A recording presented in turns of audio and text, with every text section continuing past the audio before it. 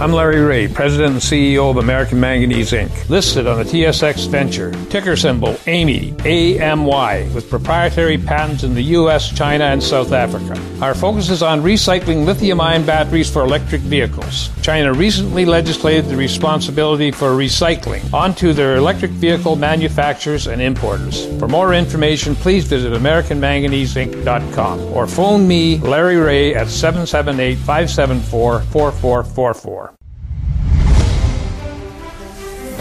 Welcome to the Goddard Report. Comments made on the Goddard Report and TalkDigitalNetwork.com are an expression of opinion only. Here is Jim Goddard. My guest is Harvey Oberfeld. He's a retired television reporter who still stays very politically engaged in Canada's affairs. Welcome back to the show, Harvey. Good to be back. Two issues today. China, the country, not Chinese home buyers, is the real threat to Canada. And BC MPs are ignoring the drain of wealth from BC to Quebec. Well, it's something I wrote about 3 years ago, actually, on my blog, Keeping It Real. And, it comes and goes away. But I thought, well, with the new government and that maybe they would take a harder look at this. But, of course, the federal government has just said, no, we're not going to touch it. And the reason they don't touch it is because Quebec is making a fortune by bringing in investor immigrants under their program, taking in wads of cash from them, knowing full well that those people, before the ink is dry on their settlement application or approval, head off to Ontario and BC to live. So the way the program works, an investor who's worth more than $1.6 million has to agree to invest $800,000 in the province of choice. Now, what we had was where they intend to live, supposedly. And there were two programs. There's the federal program for the rest of Canada, since immigration is actually a federal matter. But, of course, since 1991, Quebec has had its own immigration department, its own immigration rules and regulations, and has sort of opted out of the Canadian program.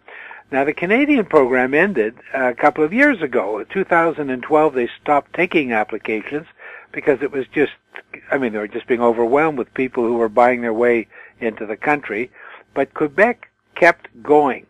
And it didn't take long for immigrants to realize, well, you go to Quebec, you give them $800,000, you get back your $800,000 5 years later, only Quebec gets to keep any money it made from your $800,000 while it had it. But you don't have to stay in Quebec. You can leave immediately and go live where you really want to live. So Quebec has been cashing in millions and millions of dollars from these immigrant investors. And then it gets even worse, as only the federal government could make it worse. The federal government gives money to provinces based on their immigration numbers to help them settle in these new Canadians or new residents. So, and it's based on last year's numbers. So Quebec last year got an estimated $345 million from Ottawa to settle its immigrants, its numbers of immigrants from the previous year. Of course, the only thing is, none of them, most of them didn't even stay there. They came to Ontario and Quebec and BC. So Quebec gets the money. Ontario and BC get the burden because, they're not getting the money from Ottawa because officially these immigrants have immigrated to Quebec. And it's a total rip-off of British Columbia and Ontario taxpayers. And no federal government, neither the Tories nor the Liberals, and even the NDP when they were in opposition, dared to suggest that we'll do anything to cut back on Quebec's basic theft of money from BC and Ontario. Is there any easy solution without upsetting Quebec? It seems everything is done for their pleasure. No, when you have somebody that's robbing and stealing money from you, it's pretty hard to get them to give it up without upsetting them. This is a blatant, outrageous, it's not only a theft of federal funds that should be used to settle these people in Ontario and Quebec, or the Maritimes, wherever they end up, and and some of them do stay in Quebec, but most of them get out. But it's also a total misuse of the right to control immigration that Quebec has by bringing in these investors, supposedly taking their money and then saying, okay, now you can leave. We've got your cash. Go live somewhere else. And therefore we don't have to educate your kids. We don't have to provide you with social services or health services or anything. So it's a total rip-off. And the reason, of course, the federal government won't do anything is because, you know, we must not do anything that will upset any of Quebec's, what do they have, 75 seats in the House of Commons. And I'm amazed that the Premier of BC, Christy Clark, and her Ontario counterpart don't make much more of this. I mean, they bring it up with Ottawa, and Ottawa says, thank you very much, go away. But there comes a point when BC should take some action to let the federal government know that this is totally inexcusable and won't be tolerated by the people of BC. And part of the way the federal government gets away with this is the BC media is so lackadaisical that they're not doing anything about it. First of all, half of them don't have any reporters who could go after a story like this. They're more interested in covering police blotter stuff that's so easily presentable. The Vancouver Sun's Peter O'Neill, who's based in Ottawa, has done a number of articles on this, and they've been terrific articles.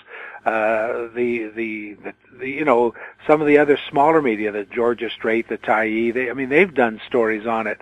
But where is global television? Where is CTV? Well, where is the CBC? Well, of course, the CBC, they're nowhere anyway on any level here in BC.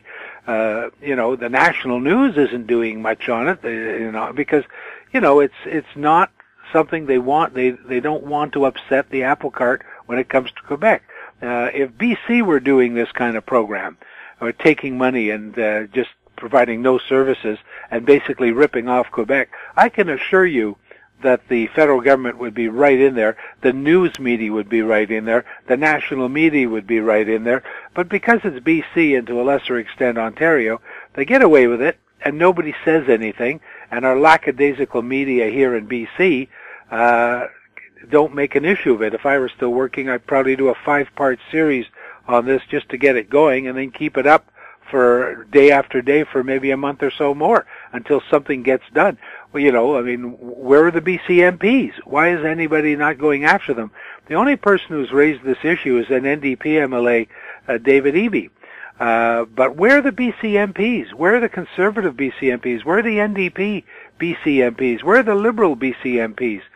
Why isn't anybody going after them and demanding that something be done, something be said, and this basic rape of British Columbia be stopped?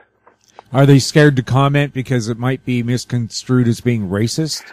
Well, I've often written on the blog, about how BC MPs are basically lickspittles for Central Canada. I mean, the party runs them; they don't run the party, and some of the worst, frankly, are the NDP. I mean, the NDP, I've never seen them stand up for British Columbia or British Columbia voters when it comes to anything that would actually result in a cost or a diminution of power of Ontario or Quebec, but especially Quebec. They're just nobodies, and nobody will go after them. A lot of their local media up where they, parts of the province where they're strong, they don't want to do anything because these MPs write columns for their local paper, and a lot of the MPs, a lot of the news, so-called news media up there, they don't want to do anything to upset the apple cart because they're basically propaganda mouthpieces for the local MP, whichever party. But where's the big MP? Where's the big newspapers? Where's that? Apart from the Vancouver Sun, there's been very little of this done on this here in BC. They're starting to get onto it now a little bit, maybe because of the blog and the things I've written about it and pushing them. But they're still far, far behind where they should be. A real estate specialist told me that perhaps up to 90% of the people who move to BC and buy the expensive homes have come through that Quebec immigration plan. And my question, Harvey, do they get instant landed immigrant status when they pay that money to Quebec? Yes. When you get approved, I mean, they have to process your application, so that might take a year or less, depending. Well, in Quebec's case, I'm sure it's quite fast. As soon as your check clears, you're welcome, But it takes a while to process it. But then you are a landed immigrant. It's a special class of immigrant. You're called an immigrant investor. And you get to come in and settle right away, and you're welcomed into the country. Nothing wrong with the program if it works the way it should. I saw one economist suggest that this program, if this were eliminated, if these people didn't come in, housing prices in BC would drop, or especially in the Vancouver area, about 5 to 8%. And so they do account for some additional pressure on the BC housing market. But if they're legitimate immigrants and they come in and we have a program to attract immigrant investors, I don't see anything wrong with it, if they're actually investing in the province that they're going to live in, and they're providing the investment funds for corporations or building or companies or whatever. I don't have any great objection to having immigrants come in, but it's when a province like Quebec gets them in under one guise of, oh, you're coming here, give us your money, now go anywhere you want, That's where the problem comes in, and then the federal government makes it worse by giving Quebec hundreds of millions of dollars a year to help settle these, quote, new immigrant investors, even though none of them are living there, or very few are. We'll have more with Harvey Oberfeld right after the break. Gem International is a new diamond explorer in the richest diamond producing country in Africa, located next to the fourth largest producing diamond mine in the world. International Spotlight is on an 1109 carat diamond recently discovered in Africa by a fellow Canadian junior with a proven operator and finance team. Gem International trades on the TSX Venture Exchange, symbol GI. Visit us at gemdiamondmining.com.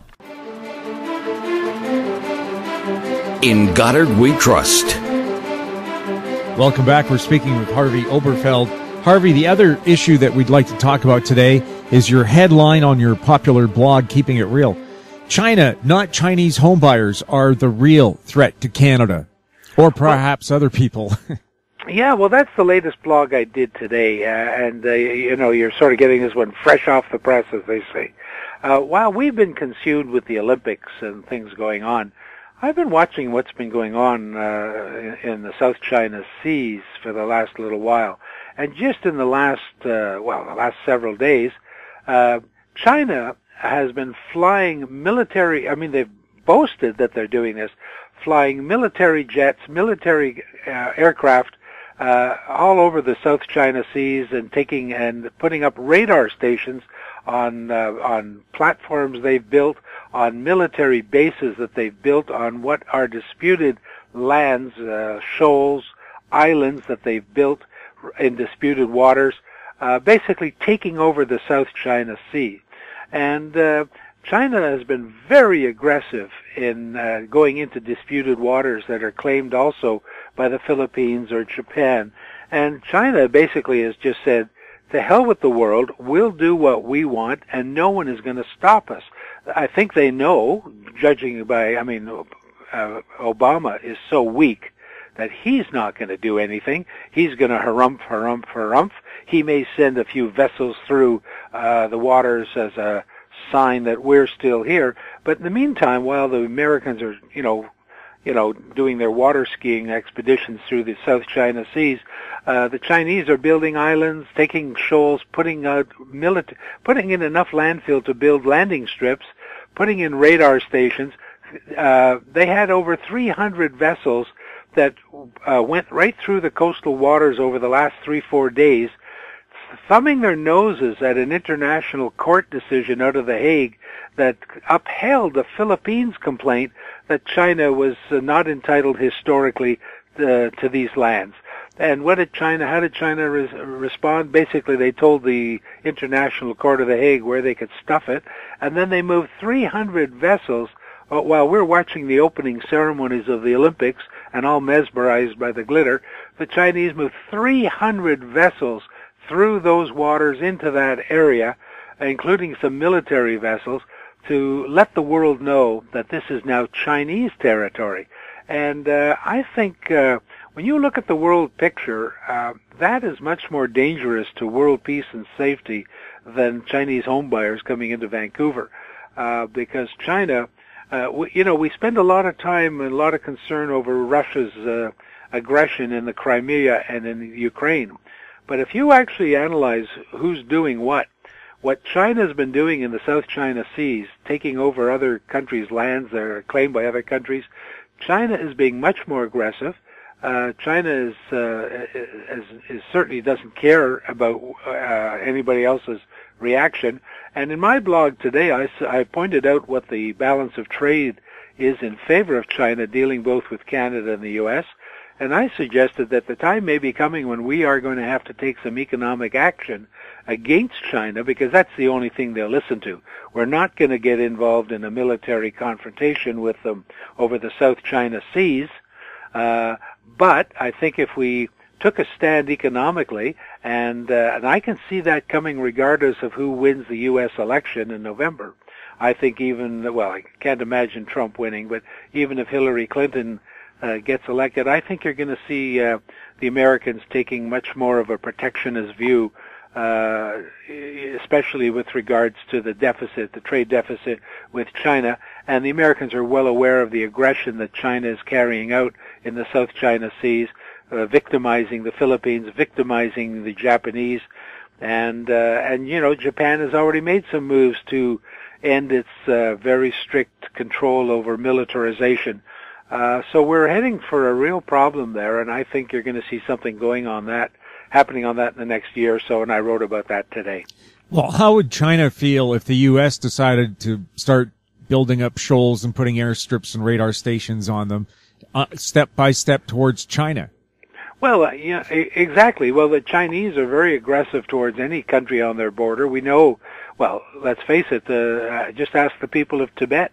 Ask the people of Mongolia what it's like to deal with China and have them on the border. Ask the people of Vietnam. China is very aggressive in protecting its what it calls its land sovereignty, but they're being very expansionist now. They're taking lands that were never theirs, according to the International Court in The Hague. They were never theirs to own in any way, even historically. But what they want, of course, is they want the resources that may be lying underneath those lands, underneath those shoals, in those waters. And they've just decided we don't need no stinking negotiations. We'll just go and take it. And that's what they've been doing. They've been doing it now very, very aggressively for the last 5 years, and no one has stood up to them. And of course, with Obama being so weak, Europeans aren't going to take a stand in anything to do with China.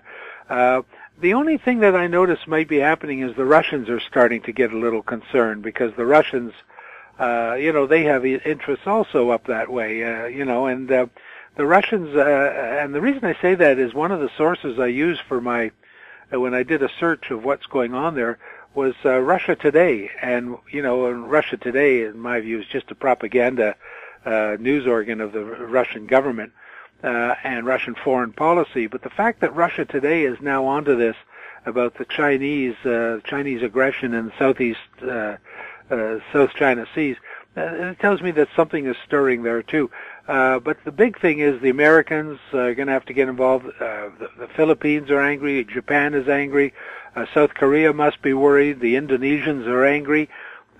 So at some point, the United States is going to have to get involved and start taking more than just, group tours through the South China Sea's waters. Harvey, thank you so much for chatting with us. You're welcome. My guest has been Harvey Oberfeld, retired reporter, but still digging right in there, Harvey. Thanks for doing that for us, by the way. Check out his website, harveyoberfeld.ca, and read his blog. It's very entertaining just about every week now, isn't it, over the summer? Yeah, just about over the summer, and then in the winter I slow down because I head to Florida. Thank you very much again, Harv. Bye. You're listening to the Goddard Report on TalkDigitalNetwork.com. Find us on Twitter at TalkDigitalNet. Our popular YouTube channel is Talk Digital Network. Questions for the show can be emailed to info@HowStreet.com. I'm Jim Goddard. Thanks for listening. Comments made on the Goddard Report and TalkDigitalNetwork.com are an expression of opinion only. The Goddard Report is available online and mobile at TalkDigitalNetwork.com. The Goddard Report is a production of Howe Street Media Incorporated.